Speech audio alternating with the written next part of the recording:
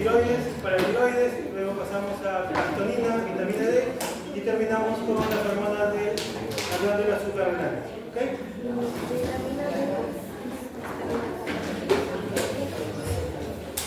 Vamos a empezar con la tiroides.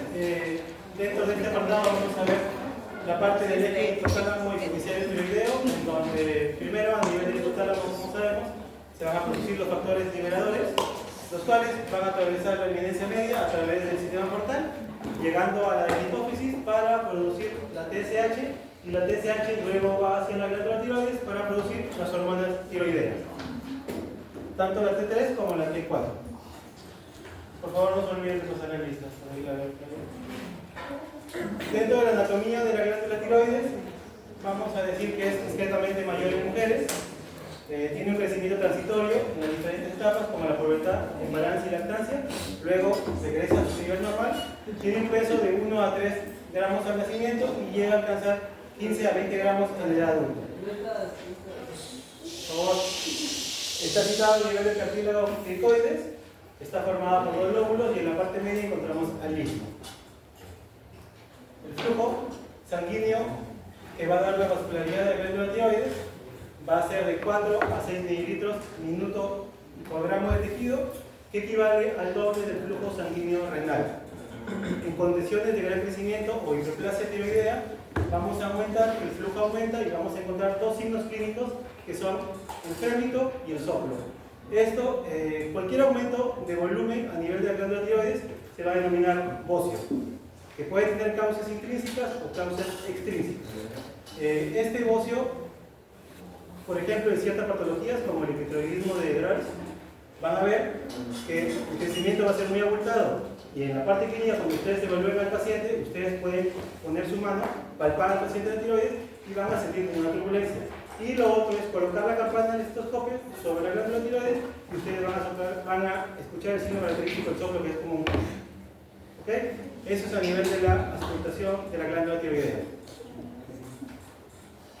Recordemos que dentro de la parte histológica de la glándula tiroides está formada por los folículos, que van a contener a la vez a los tirocitos. Lateral a este vamos a encontrar las células C o parafoliculares, que van a producir la hormona calcitonina, y también vamos a encontrar a nivel los capilares. Y recordemos que la unidad funcional de la glándula tiroides es el tirocito, que va a estar contenido dentro de las células foliculares, con un tamaño de 15 a 150 picogramos de diámetro. Los tirocitos van a tener 4 caras, una membrana basal, que está relacionada con los vasos capilares, una membrana apical, que va a terminar en unas vellosidades que posteriormente vamos a ver su finalidad, y en la parte céntrica vamos a encontrar una estructura un poco amarillenta, que es la sustancia coloide, que va a contener a la tiroglobulina, la cual a su vez va a contener a las células tiroideas, la T3, la T4. Y entre esos tirocitos van a encontrarse unos desmosomas, que son las caras laterales de estas células. La función tiroidea va a estar vinculada y relacionada tanto por factores extrínsecos como intrínsecos. La parte del factor extrínseco va a estar fundamentalmente dada por la TSH a nivel de la hipófisis, y los factores extrínsecos van a estar dados por la misma tiroides. Es decir, si la tiroides no le da la gana de fabricar hormona tiroidea, no lo hace. Deja de utilizar el yodo y no fabrica las hormonas tiroideas. Igual puede actuar a nivel de los receptores, hace que los receptores no se acoplen a la TSH y no fabrican hormonas tiroideas. Esos dos mecanismos pueden pasar.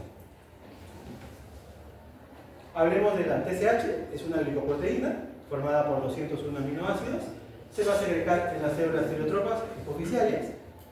Va a constar de dos cadenas, la alfa, que no tiene actividad biológica, y la beta, que es capaz de unirse al receptor específico de la TSH. ¿Okay? La unión de estas dos cadenas va a hacer que los receptores de los tirocitos puedan acoplarse a la TSH, y esa unión va a desencadenar respuestas intracelulares que van a tener como fin que la hormona produzca, que la glándula tiroides produzca hormonas tiroideas. Algunas patologías también afectan a raíz de estas cadenas, por lo cual es importante y se las estoy mencionando. Una vez que que la TSH ha captado el yodo y ha sintetizado la tiroglobulina, la hormona tiroidea ya puede sintetizar todo lo que son estas hormonas. Estos procesos que van a pasar son 6. La tiroglobulina va a pasar por 6 procesos que son la iodación, acoplamiento, endocitosis y proteólisis. Y hay una más que la vamos a mencionar a continuación. ¿Cómo va a suceder esto? Se va a producir por la interacción entre la TSH y sus receptores, activando el complejo amilocíclico, proteína G, y la cascada de calcio, fosfatidil, inositol, ácido araquidónico, produciendo fosforilaciones para poder producir toda la cascada de acontecimientos que se van a acontecer. La regulación hormonal de la función tiroidea va a estar constada de un control inhibidor y un control estimulador.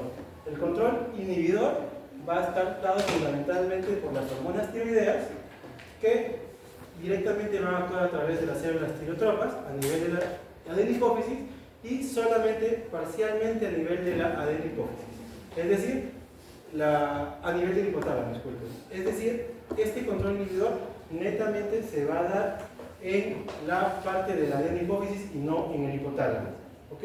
Lo que va a pasar contrariamente en el factor estimulador.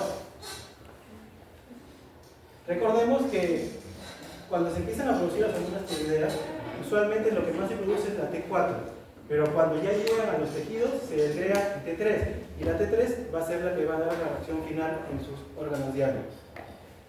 Y el control estimulador va a estar dado por la T4, el cual va a aumentar la respuesta a nivel de TSH, así la T3 no esté aumentada.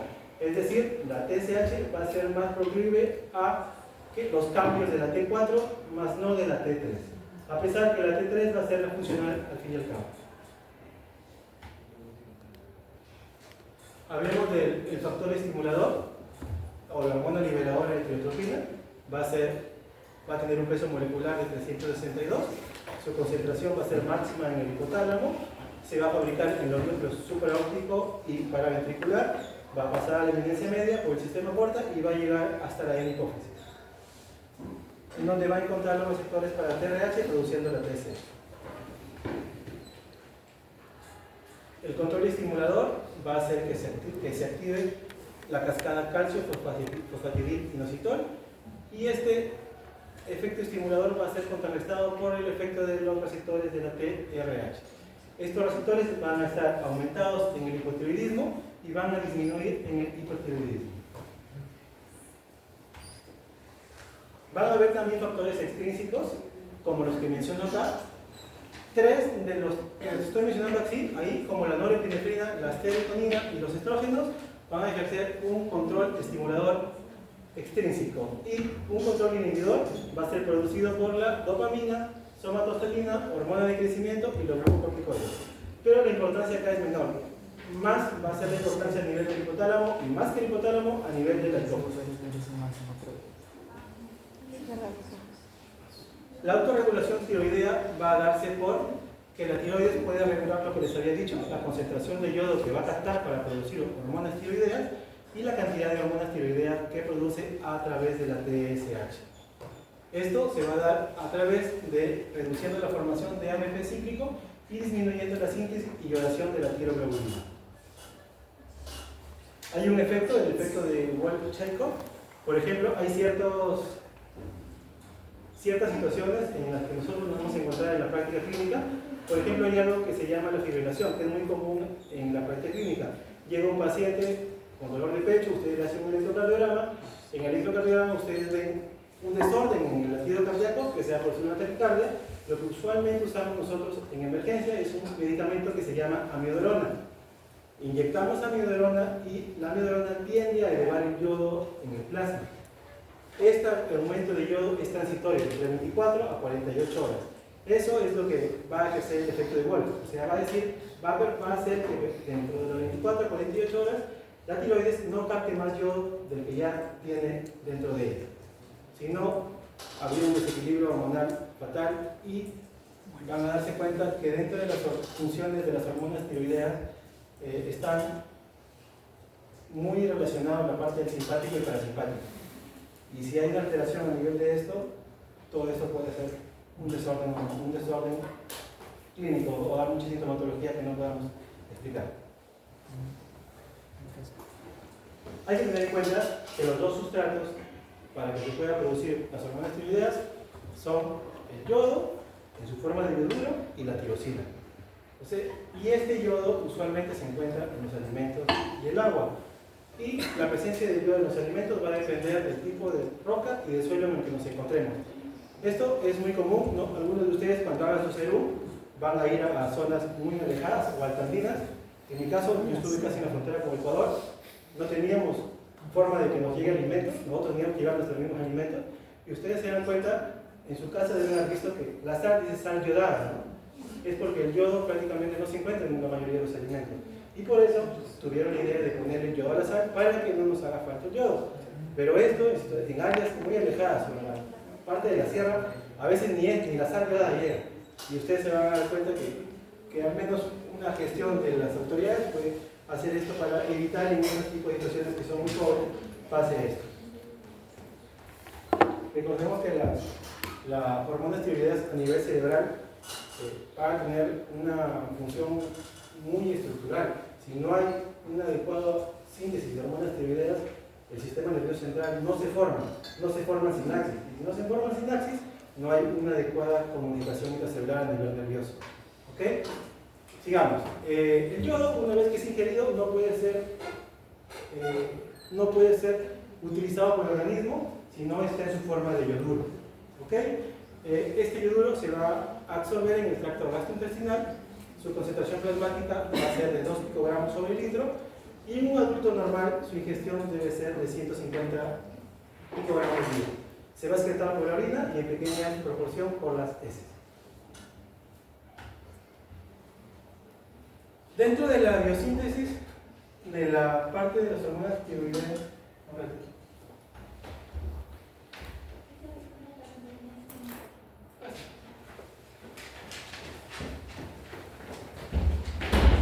vamos a tener 6 etapas.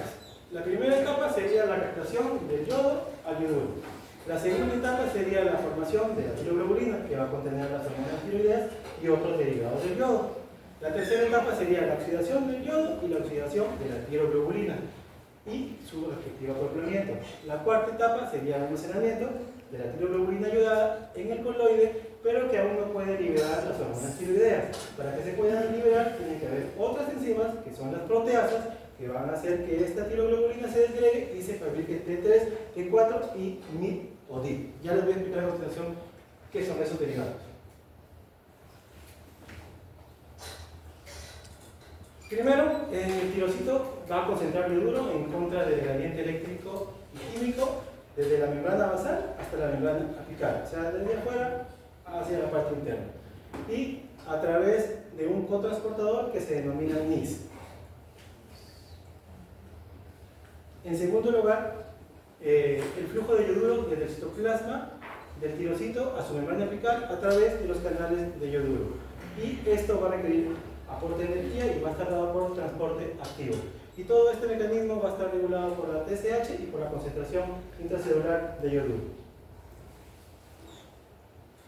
Una vez ya tenemos a la tiroglobulina, esta tiroglobulina, como les mencioné, va a ser sintetizada netamente en el tirosito, va a ser una glicoproteína constituida por 2 cadenas, y sus principales funciones son las de sintetizar las hormonas tiroideas y acumular yodo mediante el MIP y el DIP.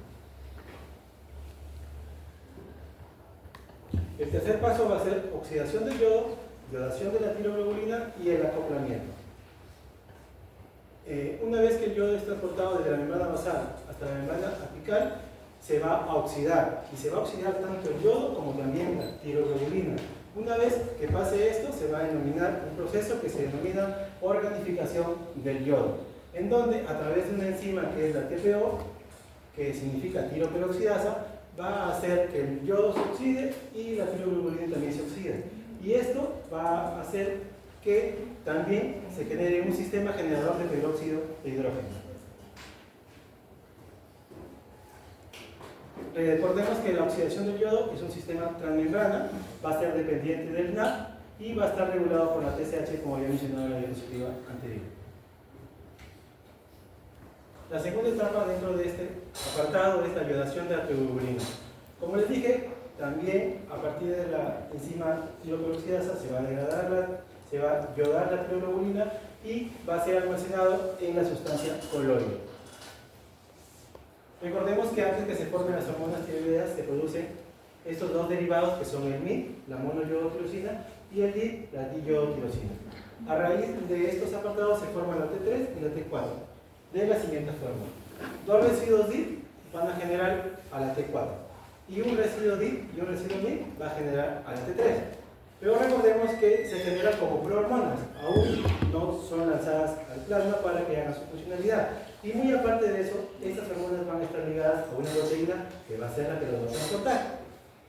Entonces, ¿cómo hacemos que pase esto? Recordemos también que la tiroglobulina va a estar almacenada en el coloide. El coloide, en la parte central, va a estar la tiroglobulina más antigua y proximal a la parte de la membrana apical van a estar la tiroglobulina iodada más reciente. Como les había dicho, la tiroglobulina es una prohormona y no va a ser expulsada al torrente sanguíneo mientras no se realice la proteólisis. La proteólisis va a dar los siguientes derivados. Una vez que a través de la proteasa se desgrega la tiroglobulina, se va a formar tiroglobulina, MIT, DIT, derivados de la tiroglobulina, MIT, DIT, T3, T4 y aminoácidos iodados. Y una pequeña parte de la tiroglobulina va a escapar para hacer hidrólisis a través de los fagosomas en el torrente sanguíneo. Como les había mencionado, las hormonas tiroideas pasan al torrente sanguíneo bien por difusión, pero también van a estar acompañadas de una proteína transportadora. Y una vez que lleguen a sus órganos dianas, la T4 se desgrega a T3 a través de la acción de la 5'-hidroxilasa 2. Y todo este sistema va a estar controlado también por la TSH.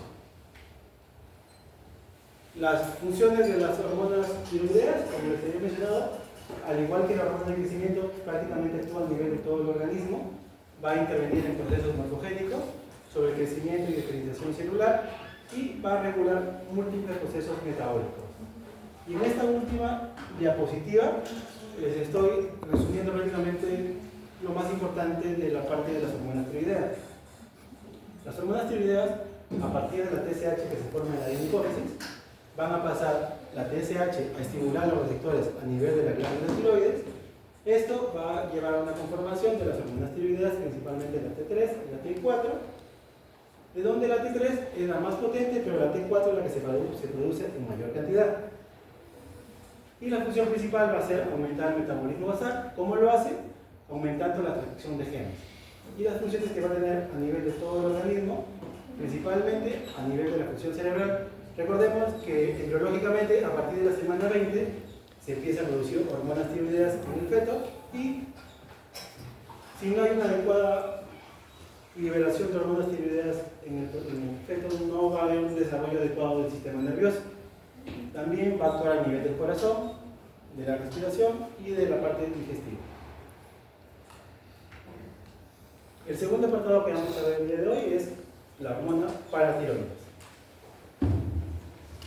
La hormona paratiroides, la calcitonina y la vitamina D se van a englobar dentro del metabolismo del calcio y los fosfatos. Hablando anatómicamente de la tiroides, se encuentran alrededor del cuello. Generalmente se va a encontrar en los polos de la glándula tiroides. Van a producir lo que es la hormona paratiroide. Hay 4, pero pueden haber más. Y si hay más, van a encontrarse en el mediastino, en el timo o en la misma glándula tiroide.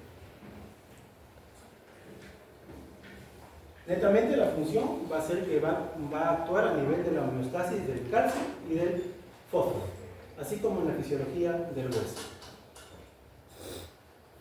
Va a ser secretada por las glándulas paratiroides a través de sus células principales de estas y en una primera instancia va a estar formada por una proparatohormona. Luego de esto se va a sintetizar a nivel de retículo endoplasmático, va a pasar al aparato de Golgi y va a producirse la paratohormona final. La proparatohormona va a representar el 2 al 3% del contenido de toda la paratiroides. La paratormona humana está compuesto por 84 aminoácidos. De todos estos, la primera secuencia, que es la terminal, que va desde la 1 a la 34, va a ser la más importante, ya que va a ser la responsable de la activación de los receptores y va a tener su actividad biológica. Bueno, dentro de su metabolismo va a ser heterogéneo. Por cromatografía vamos a tener que se va a disgregar, y uno de sus apartados es el carboxil terminal, que por ejemplo va a formar gran parte, o la mayor gran parte de esta paratormona, que va a estar en forma inactiva. Y en ciertas patologías como el hiperparatiroidismo, si queremos medir o que si queremos dosar esta partícula en sangre, va a ser un marcador más fidedigno del pronóstico de la enfermedad, en donde podamos ver si la paratormona está muy aumentada o disminuida. Su vida media es de 10 a 20 minutos y no está muy bien conocido su catabolismo. La paratormona va a estar controlada por la concentración del calcio iónico. Este calcio iónico cuando baja, va a aumentar la producción de paratormona, y cuando disminuye, lo contrario. Y va a ser mayor el efecto cuando el descenso del calcio sea muy brusco. En la imagen podemos ver cómo la paratormona va a actuar a nivel del hueso y del riñón, pero va a actuar a través del intestino delgado, reabsorbiendo el calcio y reabsorbiendo el fosfato, pero a través de la vitamina D activa. A nivel del intestino, la paratormona no funciona directamente, sino que tiene que tener un factor, que es la vitamina D, para que pueda actuar. A nivel del hueso, va a estimular los osteoblastos, que son los que van a generar prácticamente el hueso nuevo, que es el principal factor, y va a liberar factores de crecimiento. Pero en términos generales, su efecto neto va a ser netamente la regulación del calcio y del fosfato en la sangre. A nivel del riñón, va a actuar a través de la enzima 1-alfa-hidroxilasa, la cual va a hacer que la vitamina D, que no se encuentra activa, se vuelva activa a través de esta enzima, generando la 1.25-dihidroxicolecalciferol, o calcitriol, que también es denominada la vitamina D activa. Va a disminuir la fosforemia, aumentando la fosfaturia, es decir, se va a eliminar por la orina el fosfato, y va a inhibir la retención de fósforo en los túbulos proximales. A nivel digestivo, sí va a actuar también, estimulando la absorción digestiva del calcio y fósforo, a través, como les he mencionado, de la vitamina D. La acción de la paratormona se va a realizar a través de receptores específicos, como casi todas las hormonas, a través de segundos mensajeros, y sus enzimas que vamos a usar para esto es la adenilciclasa membranaria y la fosfolipasa C, y van a ser receptores únicos tanto para el hueso como para el riñón.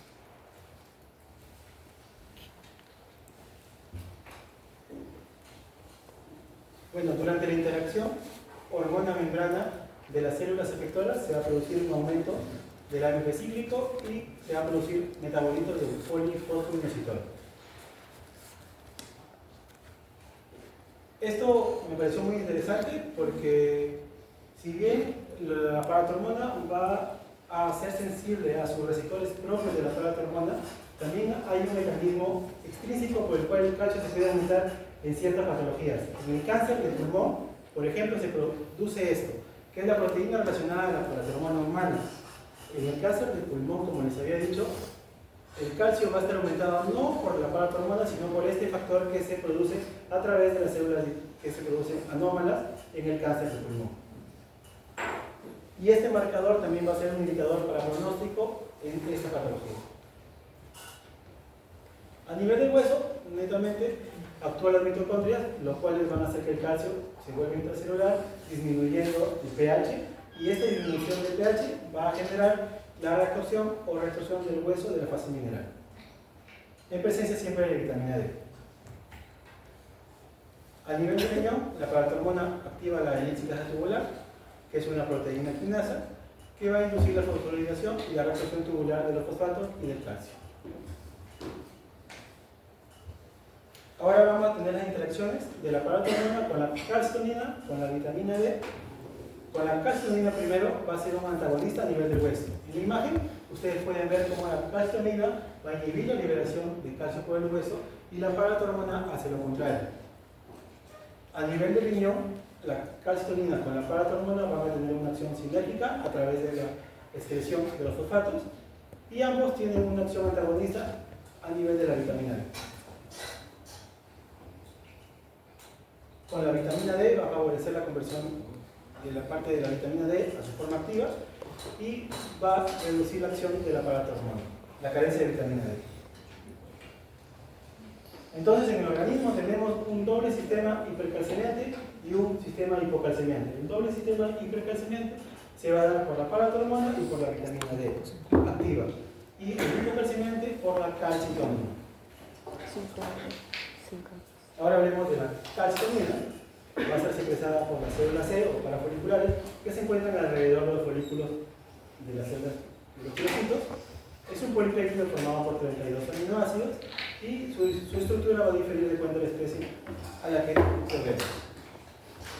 A nivel del hueso va a producir hipocalcemia, disminuyendo la retorsión osteoclástica. La calcitonina, en términos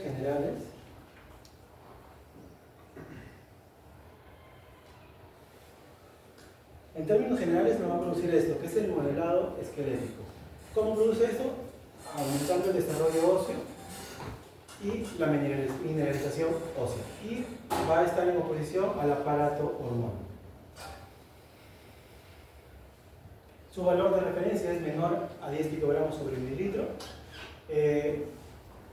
El diagnóstico, recordemos que también en el cáncer de tiroides va a estar producido por un aumento de la calcitonina mayormente, y este va a ser también un valor pronóstico para medir la enfermedad. La vitamina D, por medio de sus metabolitos, va a participar, al igual que la calcitonina y la paratormona, en el metabolismo del calcio y del fosfato. La vitamina D va a provenir de cuando nos exponemos al sol. Recordemos que cuando nos exponemos al sol, primero la vitamina D va a estar en forma de 7 de hidrocolesterol y a través de los rayos ultravioletas se vuelve óxido. También lo encontramos en los alimentos y en la absorción intestinal de las sales biliares. La vitamina D va a facilitar la absorción del calcio y del fósforo a través de esta proteína calciféxica de Wassermann. Se va a fijar sobre un receptor citoplasmático y a nivel renal va a reabsorber el calcio y el fosfato, reduciendo la excreción del mismo calcio y fosfato. Y a nivel del hueso va a estimular la recursión ósea y produce hipercalcemia por acción directa y por intermedio del aparato hormonal. Vamos a ver que en el tema de la regularización del calcio, del fosfato, van a estar 3 hormonas relacionadas directamente, que son la paratormona, la vitamina D activa y la calcitonina en menor medida. Y hormonas accesorias o secundarias, la hormona de crecimiento, la tirosina, glucocorticoides y los esteroides sexuales. Ahora hablemos de las glándulas suprarrenales o de las hormonas corticosteroideas, que van a ser derivadas del anillo ciclopentano-ferrihidrogentrano. Son compuestos ampliamente distribuidos en animales y plantas, y todo este proceso va a empezar con la formación del colesterol. La raíz corti deriva de la corteza, la cual va a producir más de 40 esteroides, pero solo una parte de ellos tiene función específica biológica. Dentro de la anatomía de esto podemos decir que se encuentra encima de los riñones, tiene forma de pirámide, sus medidas son 5 por 3 por 1 centímetro, se van a componer de corteza y de médula. La corteza va a tener 3 zonas: la más externa de la glomerular, la parte media, la más grande, fascicular, y la parte que está cerca a la médula es la reticular. Y la médula sería aquella que va a producir las catecolaminas, en especial la adrenalina y la noradrenalina, las cuales son secretadas por las células cromáfilas. El control neuroendocrino del eje hipotálamo hipofisario suprarrenal. Recordemos que el ritmo circadiano va a influir sobre la secreción de las hormonas corticosteroideas. como el colesterol. El colesterol tiende a elevarse de acuerdo al ritmo circadiano a las 6 de la mañana y a las 4 de la tarde. ¿Ok? Pero cualquier factor que nos produzca estrés, tanto psicológico como físico, va a hacer que haya un retorno negativo. Veamos la imagen. El estrés va a actuar a nivel del hipotálamo. El hipotálamo va a hacer que se estimule la secreción de las hormonas liberadoras de corticotropina. En la hipófisis, las células corticotrópicas van a formar la adrenocorticotropina. Esta va a actuar a nivel de la glándula suprarrenal, en específico en la capa fascicular, produciendo aumento del cortisol. Y cuando ha aumentado mucho el cortisol, a través del mecanismo de feedback que habíamos hablado antes, negativo, va a actuar también a nivel del hipotálamo, de la hipófisis, para disminuir este factor liberador. Es lo que habíamos comentado. El cortisol puede actuar también en el hipotálamo y hipófisis, y la estimulación a través de toda la cadena tridimensional. La hormona liberadora de corticotropina va a contener 41 aminoácidos, va a tener una vida media larga. Recordemos que todas las hormonas esteroideas usualmente tienen una vida media de 15 minutos, pero esta va a ser un poco más larga. Va a estar formada en los núcleos paraventriculares y se va a extender, como les he mencionado, a través de la índice media, el sistema porta y luego a la hipófisis. También va a estar producido por la placenta y sus niveles van a aumentar en el embarazo o en el parto. Va a tener este factor estimulante de hormonas o de corticosteroides, va a tener un estímulo pulsátil. Los factores que lo van a estimular son el estrés, cualquier factor emocional, químico o bioquímico, cirugía, dolor, hipoxia, depresión, y van a inhibir esto la oxitocina y la adrenocorticotropina, y van a aumentar la vasopresina y el factor liberador de corticotropina. Hablemos ahora de la adrenocorticotropina. Su precursor va a ser la propia melanocortina. Va a ser sintetizada por las células corticotropas a nivel de la hipófisis. Va a constar de 39 aminoácidos, y su primera porción de la primera a 18 va a ser la que va a dar la función biológica. Su vida media de 7 a 12 minutos, y no va a ser pulsátil, sino va a tener una secreción episódica. Ahora hablemos netamente de la corteza suprarrenal. Esos son los tamaños de cada una de las capas. La capa, por así decirlo, más grande va a ser la fascicular, en un 75%, que va a fabricar el cortisol, y la de menor es la reticular, que va a fabricar las hormonas esteroidogénicas. Acá vemos cada capa, que es la hormona más importante que fabrica: la glomerular, la aldosterona, que es un mineralocorticoide; la fascicular, los glucocorticoides, en especial el cortisol; y la reticular, los andrógenos, estrógenos y progestágenos. ¿Cómo va a estar regulada estas zonas? La zona glomerular va a estar regulada a través del sistema renina-angiotensina-aldosterona, y la fascicular y la reticular a través de la hormona adrenocorticotropina. La capa glomerular, como les había dicho, va a fabricar aldosterona, que es un mineralocorticoide. La función de la aldosterona va a ser mantener el volumen sanguíneo dentro de los niveles estándares, y también el nivel de sodio y potasio. Exceso de esta hormona va a producir hipertensión arterial y hipocalemia. Los glucocorticoides van a tener muchas funciones, pero mayormente van a actuar a nivel del hígado por la parte de glucosa, es decir, van a aumentar la glucosa y van a incrementar la lipólisis. Es decir, se va a producir más azúcar y se va a producir menos sustancias de células linfóticas. El cortisol, hablando netamente del 100%, un 10% va a estar en forma libre, un 75% va a estar unido a una proteína que va a ser la que lo va a transportar, y un 15% unido a la albúmina. De los glucocorticoides sintéticos no se unen a la proteína transportadora del cortisol, y el resto va a ser transportado por la albúmina. Algunos ejemplos de estos son la A4, que es la androstenediona, y la DEA, que es la dehidroetilendrosterona. La capa fascicular, como les dije, va a producir el cortisol, que tiene sus picos y sus declives. Su variabilidad va a ser individual, de acuerdo al patrón de sueño, exposición a la luz, y también va a alterar a esta cualquier estrés físico, trastorno psicológico o alguna patología que interfiera en su metabolismo. Las consecuencias del hipercolesterolismo, prácticamente a nivel de todo el organismo, a nivel del tejido adiposo va a producir obesidad, a nivel de la piel, estrías venosas, a nivel del hueso, osteoporosis, a nivel de la vasculatura, hipertensión arterial, y al nivel del riñón, edemas, alcalosis hipocalemias e hipertensión arterial. Y la última capa, que es la capa reticular, va a producir a las células andrógenas, a las hormonas andrógenas, en especial a la dihidroepiandrosterona, la cual su metabolito final o la hormona final va a ser la testosterona y los estrógenos. Y con esto acabamos. Médula suprarrenal, como les dije, fabrica catecolaminas, adrenalina y noradrenalina. Estas células se van a fabricar por las células tomafines de la médula adrenal, ejerciendo una función hormonal, pero también funcionan como neurotransmisores y van a ser reguladas por el sistema nervioso central, estas catecolaminas.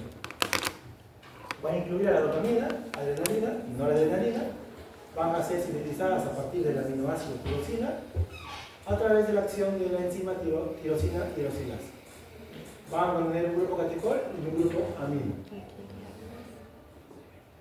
Recordemos que el sistema nervioso autónomo va a estar relacionado con los receptores beta-adrenérgicos que van a tener una acción fundamental en el tema de las catecolaminas, dado por la adrenalina y la noradrenalina.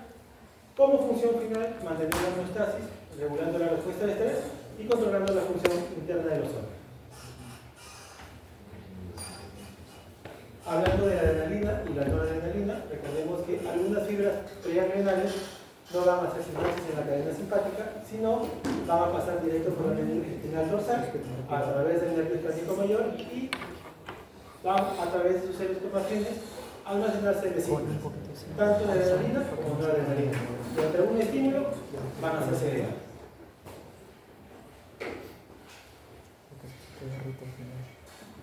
Recordemos que la adrenalina es 2 a 10 veces más potente que la noradrenalina.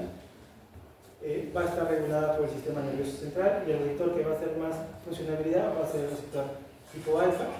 Dentro de sus funciones va a ser regular el estrés, aumentar el ritmo cardíaco, dilatación de los bronquios, es decir, todas las funciones simpáticas o parasimpáticas que ya hemos podido aprender en la clase del sistema nervioso. Y la noradrenalina también va a tener los receptores alfa y beta, va a ser un vasoconstrictor periférico, va a ser un estimulador neurotrópico del corazón y va a dilatar las arterias coronares. Recordemos que la noradrenalina difiere de la adrenalina por la ausencia del grupo metil. ¿Ok? Y eso sería todo, chicos.